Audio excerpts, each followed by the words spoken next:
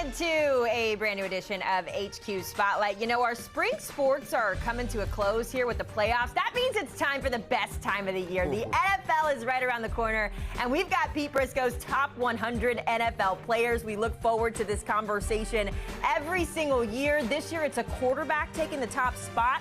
We'll talk a little bit more about that in a minute, but good news for you on this Tuesday. We've got the creator of the list, our very own Pete Prisco, joining us in-house. We've also got our former lineman, Leger Douzable, joining us to keep Pete maybe on his P's and Q's there. Wait. Before spring sports are over, tonight we got to hoist the cup. Let's not forget about that.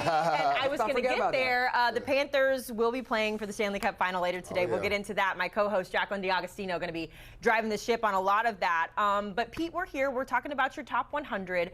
You know, I was talking to you last week about this because we knew it was coming out, and you said that this list is actually one of the harder things that you do for CBS because it's so time-consuming. Before we dive into the list, just peel back the curtain a little bit. Talk us through the process of how you get to these 100 players. Well, a lot of it has to do with watching them on tape. A lot of it has to do, I do talk to guys in the league, and like when I put together my top 10, I'll run it by some guys to see if they agree or disagree, just because I like to hear from them. And I'll say, give me your top 10 and see if we agree. And a lot of times we do. And surprisingly, this year, a lot of them agree with my top 10. So I kind of run it by guys. And then you go through the process and you put a guy at like 50 or something. You say, you know what, I'm going to go back. I think he should. I go back and look at some stuff, and I'll say maybe I'll move him up or move him down. And then the bottom, I have guys in there that I do move out and move other guys back in. So it's a laborious process, but I love it. So the parameters for it, though, take us through that. Is it based off of last year, or is it now total bottle of work? Going into this season. So kind of going based on what, like for example, Christian McCaffrey was banged up. Yeah. He's been hurt. He's got to prove that he's going to make it through the season. We know he's talented when he makes it through the season, but can he prove that he's going to make it through the season? So, because there's a lot of them he hasn't made. Correct. So he's been hurt multiple times. You got to take into account all of that stuff, where you are, what you're going to be, and who you are as a player right now. All right, let's get into the list, guys. We got to obviously start by talking about the Super Bowl champions in the Philadelphia Eagles. A lot of those guys on this list. We pick it up, though, with the quarterback, Jalen Hurts. By the way, Patrick Mahomes is the #1 player on Pete Prisco's list. We'll dive into that a little bit later. Game manager. I knew he wouldn't be #1 on my list. When talking about Jalen Hurts, though, you put him there at 52. Guys in front of him include Justin Herbert, even the rookie going into his sophomore year, and Jaden Daniels. When it comes to Jalen Hurts specifically, why that 52? Why do you prefer some of those other guys ahead of him? Well, I think they're better players, for one. At least, look, Jalen Hurts has done some great things. Yeah. He's been great in the big moments, in the big games, and you got to give him credit for that. But you're the 52nd best player in the National Football League. There's nothing to be ashamed of. I think people will just they kind of see the 52. They know it's a top 100 ranking. They know that he led the Eagles to a championship last year. So maybe Eagles fans are like, 52? Well, Eagles fans will pick. They got mad at me when I ranked him earlier. Earlier this year, I didn't have him as high as they thought he would be, and they got pushed back on that. But I expected. But you can also take the other side of it and say, all right, let's look at this list. The top 2 offensive linemen on my list are both Philadelphia Eagles tackles. Where's Saquon Barkley on the list? Right at the top of the list, right? He's right there. And so you look at it, he's got A.J. Brown. He's got a lot of things around him. This isn't to take away from him, but if you go back and look at the way he played at times last year during the season, it wasn't great. He was good. He wasn't great. He was great in the postseason, and you got to give him the postseason. So that's why I have him ranked at 52. Yeah, he's one of the most quarterbacks in all the NFL. You talked about it. He shows up in the big moments. We saw that in the Super Bowl. We saw that multiple times throughout the season. You go back to that Pittsburgh game, and people were wondering if teams were able to slow down Saquon Barkley, what was Jalen Hurts going to do? In that game, he threw for nearly 300 yards, 2 touchdown passes, and also had a rushing touchdown. So when they needed him to be the guy to lead the way for them to win games, he proved that he can do that. I think it takes a quarterback, it takes a lot of confidence for a quarterback to realize right now our best asset is the offensive line and the running back. So I'm going to take a back seat to that. And I think that's why Jalen Hurts sometimes gets pinged on lists, because he took a back seat to the offense. But he proved just a couple years ago when they went to the Super Bowl the first time versus the Chiefs, he was top 2 in that MVP race. He proved you could put the offense on his shoulders and be one of the best quarterbacks on the list. Him at 52, I'd probably have him a little bit higher, but I'm not mad at you having him at 52 because of the scenario he's around. Oh, I thought you were going to follow. You were No, I wanted to hear him what he said. I was waiting. I knew you was coming through, so that's why I got If it to made it. you feel better, I was ready. I was ready to ask. I knew he wasn't going to be happy with it because he's going to pick it all apart, but that's about the. I was gonna say I probably would have had him in the 40s somewhere, but I'm not mad at 52. That's nitpicking. All right. Well, you've already said that you don't like that he put Patrick Mahomes as number one Correct. on his list. If we continue our conversation around the quarterbacks, there's kind of tiers when we think about the quarterbacks, right? And in that top tier, we have Patrick Mahomes, who comes in at Pete's number one list, but you also have guys like Josh Allen, Lamar Jackson, and Joe Burrow all in the top 10. Leger, before we kind of hear your thought process, Pete, I'll just go to you. With these guys specifically, we're calling them our elite tier of quarterbacks. It seems like a simple question, but why these four guys in relation to the rest of the league? What makes them stand out in your opinion? Well, I think three of them have won MVP. Correct. And two of them have been to Super Bowls, and one of them has won one. So I think you add it all together and you watch the tape, they're the four best. And I think there's a clear delineation between 4 and 5 and 6 and 7. I think that much we all agree on. No matter how you rank these guys, I think we all agree that those are the four best quarterbacks in this league, and I think there's a big drop down after that. Without a doubt, those are 4 MVP caliber type players. And when you talk about Joe Burrow, even though they went 9-8, a lot of people were trying to put him in the MVP race just because what he did with that offense and how electrifying they were. We saw Lamar Jackson do something that nobody in NFL history did last year. 4,000 plus pass yards, over 800 yards rushing, 40 passing touchdowns with fewer than 5 interceptions. Josh Allen won MVP, rightfully so. He helped elevate that team. And Patrick Mahomes, you have to pay respect and homage to what he's done. 3 Super Bowl rings, multiple-time MVP. So to Pete's point, these are clearly the top 4 quarterbacks, and then I think there is a significant drop-off after these 4. But you don't think Mahomes should be? No, I think Lamar or Josh should have been number 1 on your list. Yeah. Where would you put Patrick instead? Probably somewhere around 3 to 5. Okay. Here's what I say about that. If you had an open draft of the National Football League players, Patrick Mahomes would go number 1. Yeah. So he's the best player. He's the best. But that's what his excuse was last year. But that's why I always ask you what the parameters. Well, who would you pick? Okay, let's play that parameter. Who would you pick? I'm picking Patrick Mahomes. So he's the best. He's the best. Now that we're all on the same page, Patrick Mahomes. The defense rests. Our game manager. All right, let's go to the wide receivers. It just seems like that position, the price point just gets higher and higher and higher as the years go on. We also know that both Justin Jefferson and Jamar Chase top the list when it comes to both the price point and the production on the field. Pete, when you look at those two guys, those are the two that you have ranked highest as well. Justin Jefferson at 5, Jamar Chase at number 8. What separates those two? Kind of a similar question with the quarterbacks there, but those two, because we see different roles for different wide receivers and what they bring to their specific teams. Why those two at the top?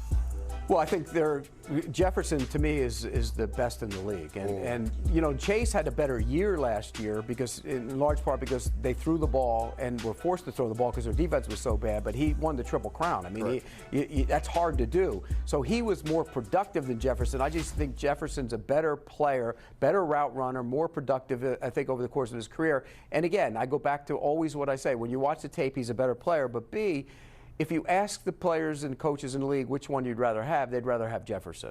And to your point, Haley, they're 2 totally different receivers. That's what I was you gonna talk say, about what you Justin prefer. Jefferson is the best route runner in football, does a really good job separating. And then he always leaves you saying wow with some of the catches that he has. And you go to Jamar Chase, probably the best contact balance at the receiver position. Bounces off of guys, and then he's kind of deceptively fast. And it's weird to say that because he ran a 4.38 at his 40-yard dash at LSU. But he just separates from guys in the open field. And to Pete's point, Triple Crown winner, it's really extremely hard to do that. If I'm not mistaken, I believe only like 5 guys. Yeah, Kupp did. Cooper Kupp did. Cooper Kupp was the last one in 2021. So to know that the ball is coming your way and still have the production that you had, these are 2 totally different receivers. I lean towards Justin Jefferson just because when you look at the trajectory, rookie year, 1,400 yards, second year, 1,600 yards, 1,800 yards, and then he has the hamstring injury, missed half the season and still went over 1,000 yards. And even though he has playmakers on his offense, still went over 1,500 yards last year, I would give the edge to Justin Jefferson. It's close. Yeah. The two of those guys is definitely close. And by the way, you have that LSU National Championship team. You have 3 of the top 10 players were throwing the football. Burrow was throwing to those Correct. 2. Think about that. Yeah, it is crazy. To your point, though, that's the standard, right, when it comes to wide receivers. So if we look at what the rest of the table looks like, the rest of your list, in terms of the tiers here, shout out to my Cowboys, CeeDee Lamb. What's up? We're going up as well with George Pickens, but that's a story for another day. But Leger, what jumps out to you when you look at this list? This is the second tier of wide receivers. The young gunners at the end. Pete, I love BTJ and I love Malik Neighbors. I just think there's receivers that should be higher on this list. You look at a guy like Nico Collins, and through the first 5 games last year, Pete, he had 567 yards. He was on a trajectory to go over 1,800 yards after coming off a 1,500-yard season. I know Brian Thomas Jr. and the trajectory looks large going forward, and Malik Neighbors does as well. But if you're going to put Patrick Mahomes at number 1 for what he did in the past, I think some homage needs to be paid to Nico Collins, guys like Garrett Wilson that didn't even make the list. You're going to tell me, again, I go back to what I always say. You wouldn't take Nico Collins over Brian Thomas Jr. or knowing what I know now? Yes, I would. Well, then you're getting your GM Nico card Collins is talking about the Pro Bowler. You're the Pro Bowler, Nico Collins. Is a good player. Brian, you know where Brian Thomas is going to be on this list next year? Pushing Jamar Chase and Justin Jefferson to be one of the best in the league. We're going to see. I don't trust that quarterback down there. That kid is truly going to be a special player. There's only your point. Yeah, you were talking last week about how you were at Jaguars camp and everyone's focused on Travis Hunter and what he brings to the table, but you said, what about Brian Thomas Jr.? Brian Thomas Jr. I love him. Is the number 1 wide receiver, and by this time next year, we're going to be talking about Brian Thomas Jr. in the same class as Jamar Chase and Justin Jefferson. We'll see. I don't trust that quarterback down there. But again, I think Nico Collins' respect needs to be paid to what he's done in this league. Nico Collins comes in at 67. Is on the list. He is, but I mean, you got rookies higher than him, though. He's on the list. You got rookies higher because than they're him. better players. We got to have, like, we always talk about dudes is dudes. We got to get to a list so that we can break it down and have Pete react to it. Okay, so the wide receivers got us feeling kind of spicy. I am just proud that Pete Prisco put a running back at number 3. Saquon Barkley checking in, top of the list there. He earned it. But that's what I was going to say. He earned it, every bit of it. He was so fun to watch. Really headlines a strong class of running backs. We've really seen the renaissance of these guys come up. I mean, Derrick Henry, we know what he's capable of, right? Jahmyr Gibbs had an incredible year as well, over 1,400 yards and 52 catches. Pete, what did you learn maybe about the running backs as you went through this process? I mean, are they starting to become an important part of the offense again? Well, teams are running the ball again because teams have gotten light on defense. Correct. So when teams get light on defense, you run the ball against them. It's something that we always saw coming back. And it doesn't necessarily mean that the running back is coming back, but the running game is coming back. Kudos to all those guys. But again, Barkley had an amazing year. Derrick Henry's 31, and he had an amazing year. When does he got a new extension? When does he go off the cliff? That's the question. You got to be concerned about that. Jacobs had a good year, really good year. Really good year. So I think when you look at it, the running back came back into vogue a little bit last year because the running game as a whole was back in vogue. So I think it's those guys. Look, when I rank running backs, it's not the value of the position. Yeah. It's how you played your position. Correct. And the value of the position, look, it's a running back. You know the value isn't there what it is at other spots. And I'm so glad because Pete always talks about the airbag. And when you look at that list in the top 100, a lot of those guys are airbacks. One guy that I want to highlight and circle, Jahmyr Gibbs at number 32. I'm with you 100%. I honestly, when the draft came out between him and Bijan Robinson, I had Jahmyr Gibbs ranked higher. And our very own Rick Spielman looked at me crazy. I'm like, that dude, the way he's able to get from 0 to 60 is totally different than anybody else in this draft. I saw it at Georgia Tech when UCF played Georgia Tech. I was calling that game. I saw it at Alabama when he transferred to Alabama. I was like, that dude could literally line up at receiver in the slot and probably get you 800 yards receiving. Matter of fact, Pete, he went over 1,900 all-purpose yards last year. So people were wondering, you know, because they always had this 1-2 punch with him and David Montgomery. When David Montgomery got hurt, would he be able to carry the load? He showed that not only can he carry the load, he's probably going to be in that rare area. He's going to be a top 3 back going into this season. Over 1,400 yards, 52 catches, 20 touchdowns last year. And to your point, he did it alongside David Montgomery, at least until Montgomery got injured. Correct. So the running back position is alive and well in the NFL. Guys, great stuff. Stick around, though. We tackled the offense. We're going to the other side of the ball when we come back here on HQ Spotlight. The defense under a spotlight. We got big seasons ahead for Pat Surtain, Derek Stingley, and Sauce Gardner. Let's give a little love to the secondary when you come back to HQ Spotlight.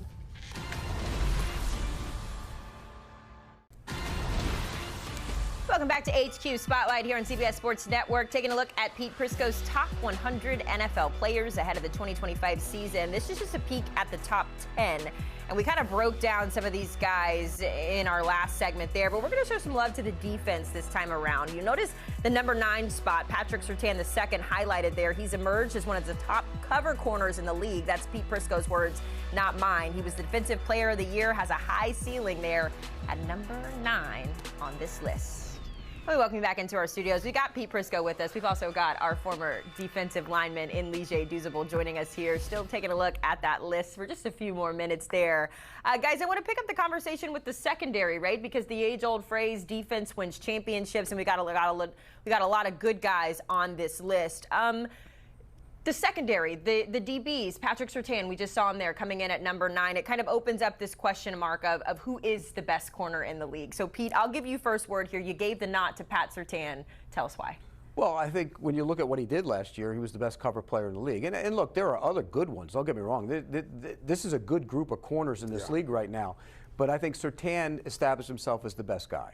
And you know, the question I always have, is he better than his father? Yeah. Because his father, people forget how good his father was. Oh, he was a really good player now. His father was a really good player. This guy's defensive player of the year kind of gives him a little edge up on his father, and I think it gives him the edge up on the other guys. Look, Stingley came on really strong last year after a tough start to his career. And Gardner, I don't think he played as well last year as he did in his previous year, so I think I dropped him down a little bit. Yeah, go ahead. I was just going to set the stage just so that we're there. In terms of the conversations we're having, you mentioned Derek Stingley. He comes in at number 23. Sauce Gardner, who we'll get to, he's at number 24. You go a little bit further down the list, you find Trent McDuffie of the Chiefs down at 46. So, Leger, just kind of going off there. I know Pete mentioned, too, the drop-off with Sauce Gardner, but it felt like everyone on that team had a drop-off last year if you were a New York Jet. The issue with Sauce Gardner, he played at such a high level his first 2 years that his ceiling was set. So everybody expected him to continue to play like that.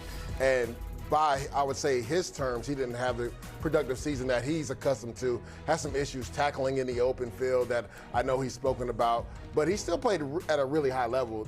I agree with Pete, though. Pat Surtain is the number one guy, and I liken it to this. He can play in zone. He can play in man. But what separates him is that he travels with the best receiver week in and week out. There was a corner on my team when I played for the Jets that did that. And he had an island named after him, Darrell Revis. And he talked about the toll it takes on your body when you have to travel with the number one guy, knowing that the offense is trying to scheme that guy open to get him the football. That's what Patrick Surtain has to do week in and week out. And the funny thing is, when I break down his film, the only game I saw that he was kind of off was in the playoff game versus the Buffalo Bills. Other than that, top-tier play, right? Elite play, and that's why he won Defensive Player of the Year. Again, is a willing tackler in the open field, can play zone or man, but what separates him is that he travels with the number one receiver week in and week out. Unfortunately for Sauce Gardner and solid system, they don't allow the guys to travel. So we'll see now that he's with Aaron Glenn, will they allow him to travel with the top receiver week in and week out? Is Surtain better than his dad?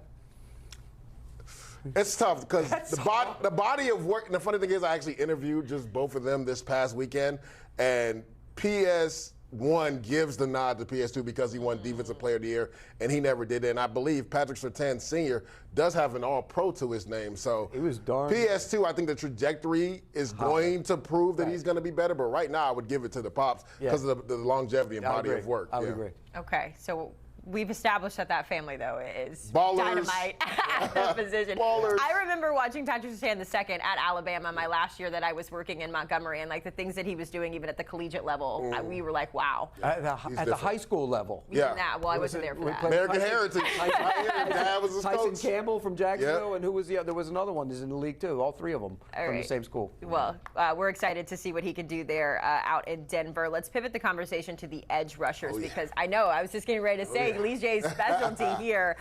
Listen, I'm always going to ride for my dude Micah Parsons, but man, Myles Garrett, I think you put him at number 2 on this list as well too. So when we look at the position as a whole, there's a lot of guys on here that I feel like one game, one season, one injury away from being like the defensive player of the year.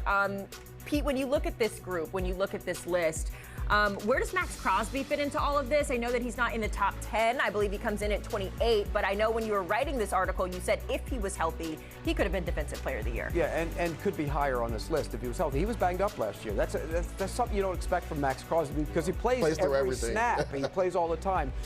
Healthy Max Crosby might be a little bit higher, but when you look at it, you look at this list and you look at these pass rushers, I think, Garrett has been a dominant player for a long time, and he doesn't get the sack numbers that a lot of guys do but he puts up so many pressures. He's the focal point of the defense, so everybody impacts the game in a big way. Yeah. Crosby, to me, if he gets healthy again, will get back up higher on this list. And Parsons, look, he's dynamic in what he does. Gotta pay him, Pete. They have to pay him. They will pay him. Don't worry about it. They'll pay him. He's getting paid. Don't worry. Everybody worries about pay time. He'll get paid. He'll get his money. And he's going to have a monster year in that defense. I think he's a great player. Love to hear that. So as we're looking at these edge rushers, and you explained Max Crosby was a lot lower than most people thought he would be because of injuries. Well, my question is, why is Aiden Hutchinson so high then? Because you have him at 15. Well, he was coming off a major injury. Yeah, I mean, but I don't think Crosby played as well last year when he was healthy as he did the year before. That has something to do with it as well. Aiden Hutchinson was leading the league in sacks and was leading the league in but it was only pressures. after 5.5 weeks. And he was leading the league in pressures by the time he got hurt.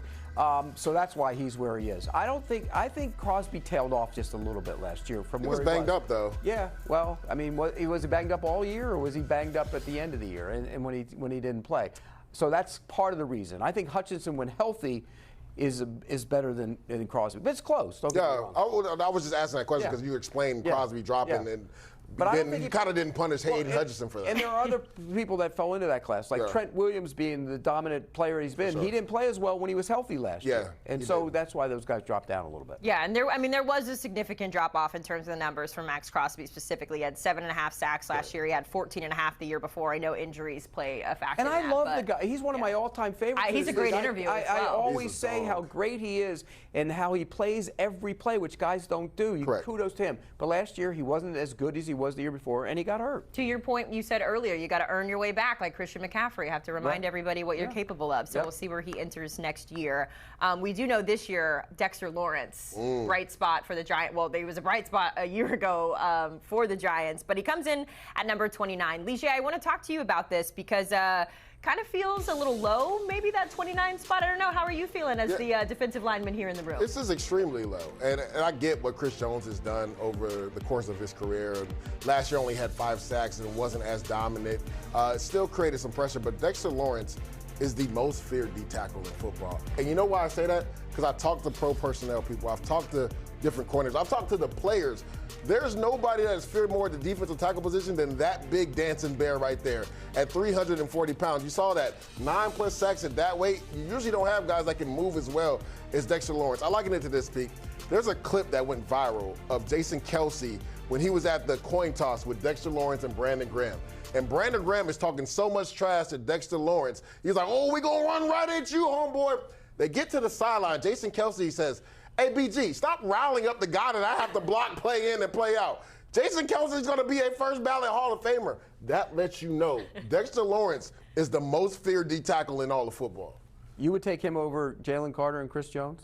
I would. I would. Not. Even Chris Jones. Hey, Chris, you wouldn't take him over Chris Jones? I would not. Chris Jones had a great year last year. He just didn't have the sack numbers. If you go back and watch his tape and you watch his numbers, his pressure numbers, what he does is a little. Look, I love Dexter Lawrence. Dexter Lawrence balls every year. You're the 29th. I hear that. I would have him higher. And Jalen Carter is the one that most people will look at it and say, boy, you got him really high.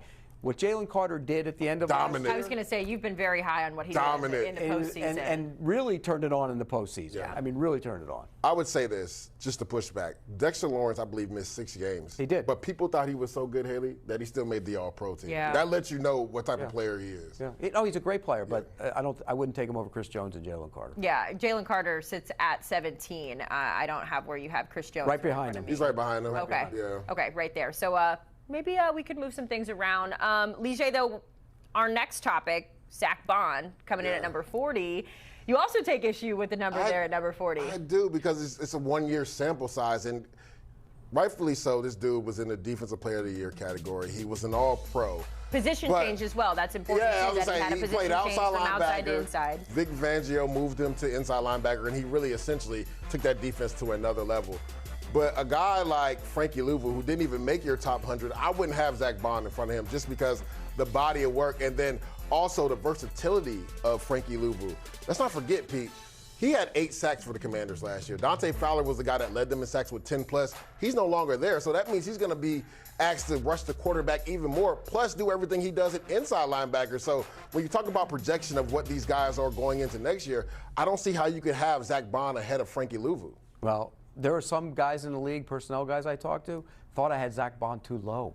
After 1 year? Too low. Yes. Goodness gracious. And I was a little surprised by that. I'm a little surprised by. And he does struggle at times in pass coverage. Now, he's a heck of a run stopper. And but he's he a struggles good at blitzer, times. and he can do a lot of things. He's not pass coverage is not his strength. Correct. He's good enough at it, though. Yeah. So he earned the right to get this. Believe me, it's 1 year. But for right now, what we saw last year, if we translate that to this year, he's going to continue to get better in that defense. Do you project him to go up or down after this year's? I think he's going to be right around in the middle, right there again. I don't think he's one of those guys that will ever get into the top 25. Not like Fred Warner. No, he's not going to get to that. But he's never going to drop into the 80s either. He's just a consistent, good football player. It's particularly since they found that spot for him. Yeah. All right, consistency there. All right, so we've broken down the offense. We've talked about the defense. Let's talk about the guys who didn't make Pete Prisco's list. CJ Stroud, are you surprised to see him outside the top 100? We'll get Leger and Pete's reaction after this.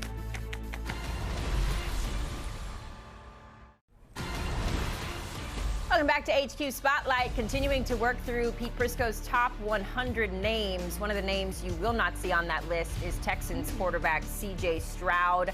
A bit of a sophomore slump last year. We have to give him some grace. Their offensive line was terrible, and he struggled from that front, but did see regressions in all statistical categories in what we saw from that rookie year, and yet still found a way to make history along the way. Either way you feel about it, he is not on Pete Prisco's list. So let's talk about it with the crew, Pete Prisco and Leger Douzable. Pick up the conversation right there, Pete. No CJ Stroud in your top 100. Yeah, and I had a hard time with this one because I do think there were a lot of things working against him last year. But now you got to show me. And when you got to show me, I'll put him back up on the list. And again, the offensive line was awful. But I don't know if they're that much better on that offensive line right now. And so there's still questions. And I think, not having Tank Dell will be big for them. I know they get Kirk. I know they drafted the young kids. Higgins is going to do some things for him already. But when your numbers go like that, it's not just the offensive line. He did not play as well last year.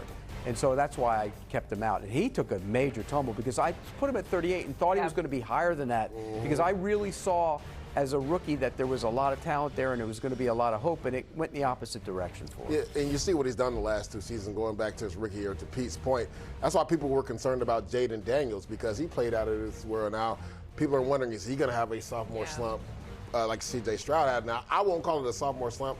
To Pete's point, the offensive line was abysmal, and they had big names up front, and they just didn't play well. When you talk about simple things, Pete, passing off pass rush games, like simple TE twists that they couldn't pass up, he was under duress. And you notice, Pete, once that quarterback's clock gets sped up, it messes up their mental for the rest of the season, and that's essentially what happened with him. And then he loses Tank Dell, right? Nico Collins, he loses him for a stretch. So there was times throughout, he lost Diggs. There was times throughout the whole season where he didn't have his number 1, number 2, and number 3 receiver together at all. And then the offensive line was a mush. Like they were substituting guys in and out. They couldn't get it done up front. Laramie Tunsil was one of the top guys in accepted penalties last year, which you don't see from an all-pro type guy. They traded him to the Washington Commanders. I think he does have a bounce-back year. You talked about those 2 young guys they got from Iowa State, and Jalen Noel and also Jaden Higgins. I think Jaden Higgins, who has been balling at OTAs, is going to have a big season next to Nico Collins. But don't forget about Christian Kirk. They said he's been a merchant in the slot for them this year. He'll be back on this list next year. Yeah. That's my prediction. He just played.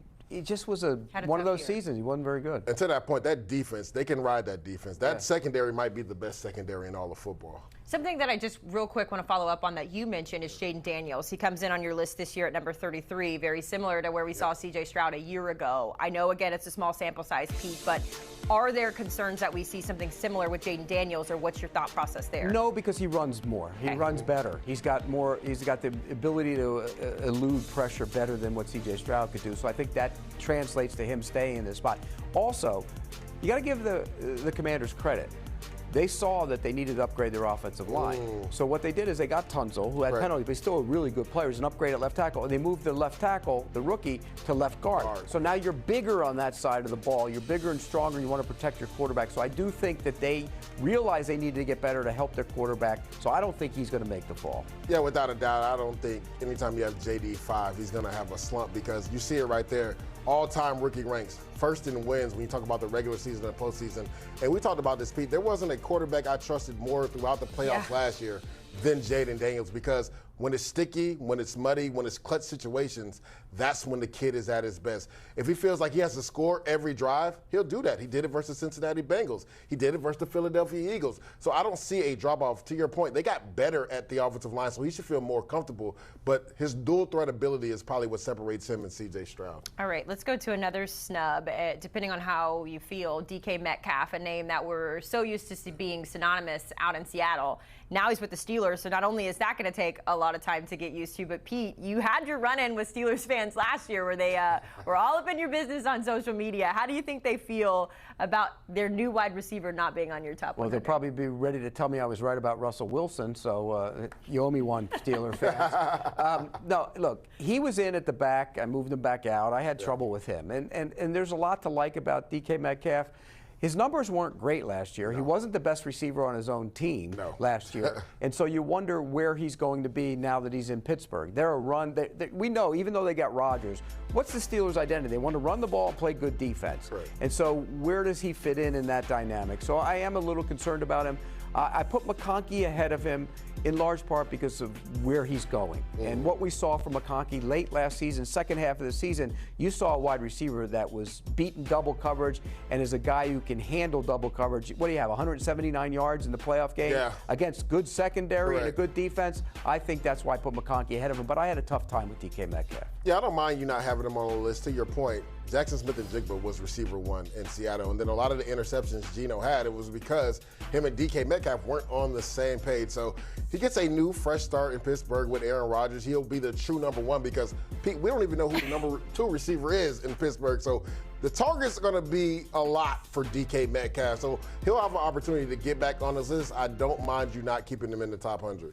I was going to look at the wide receivers depth chart. Roman Wilson, Brandon Johnson, Keyshawn Williams, Scotty Miller, and Robert Woods. Just a couple of the names that DK Metcalf is competing with out there in Pittsburgh. Watch out for Roman Wilson. He's got talent. Okay. It wasn't healthy. Mental note. We'll remember that down the line there. A couple other guys who didn't make this list, if we continue the wide receiver conversations, Devontae Smith and Garrett Wilson. I did find it interesting, though, Pete, when I went back and looked at their rankings last year, both guys were kind of towards the bottom anyways. I believe Devontae was 82, Garrett Wilson was 72. I might have those backwards. But either way, concerned at all that the numbers keep dropping and maybe not rising on your list, or is this just a product of the teams that they're on and how the numbers fell? Well, last year, Garrett Wilson was victimized by the quarterback play for the first half of the season, because the guy we saw in the first half of the season wasn't Aaron Rodgers. It was like a shell of himself. And then as the season went on and Rodgers started to play better, so did Garrett Wilson. His numbers went back up. So, look, again, he's another one that could have been at the back end of it. Devontae Smith, same thing. He wasn't at the back end of it. I just went with other receivers. I went with different guys. McConkey being one of them. I think McConkey right now, what he's doing and what he can do is going to be better than those two. All right. We wanted to save some special time here for our good friend and defensive specialist in Leger Douzable to talk about Nick Bonetto, excuse me. I always say it wrong when I read it. Bonetto, you said it right. But Leger, this is a guy who you've been pounding the table on since I can remember sitting here in even October and you were talking about him, and yet he doesn't make the list. My notes on here says Nick Bonetto not mentioned is asinine. That's exactly what I put in the notes. He was mentioned as honorable mention, but why is he not in the top 100? Explain yourself, Mr. Prisco. Who's the last edge rusher that's in the top 100 before him? I don't even know. Well, that's ultimately what it comes down to, and I thought he was a better player, obviously. So if you're going to put Zach Bond in for his 1 year, and Nick Bonetto isn't just a one-hit wonder because he had 8 sacks the year before. This guy was in the Defensive Player of the Year category, 13-plus sacks, 2 defensive touchdowns. There was games he took over, Pete. There's no way Nick Bonetto was not in your top 100 because he deserves it. And may I mention, he was an All-Pro as well. So when's the last time an All-Pro didn't make your top 100 list? Well, he's the first. Will Anderson. Will Anderson is the lowest-ranked edge that Pete Prisco has on this list, and he comes in at number 56. Yeah. So there are so many spots after that he could have put Bonetto in. Yeah. Well, who would you have taken out right there? On this list, I'm taking Jordan Love out. You're taking Jordan? I love Christian Benford, but I'm not.